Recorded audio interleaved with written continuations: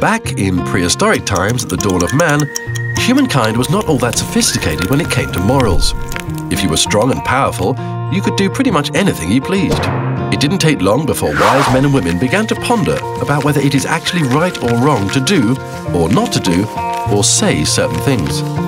And just as an individual should strive for an ethical way of life, our modern-day laws and judicial systems are largely built on the idea that a civilization must uphold itself to a certain standard of righteousness too. But what about medicine?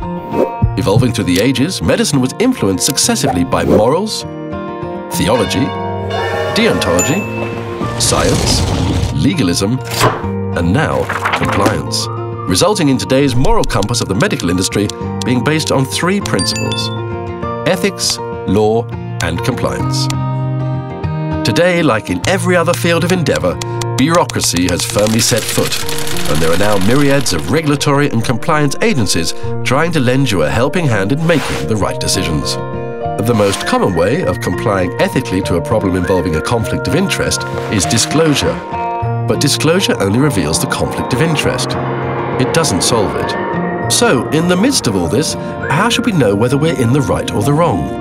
As an example, you attend a 12-hour AO course and take a 4-hour skiing break.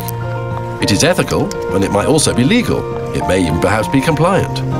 Then, what about 4 hours of skiing during an 8-hour AO session? It may be legal, but it is neither compliant nor ethical. How about smuggling in course material to sanctioned countries, or incising the wrong leg?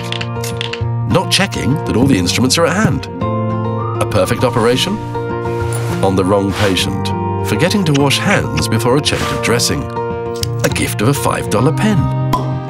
How about a bottle of Chateau Petrus? Ethics is not just a theory for old philosophers.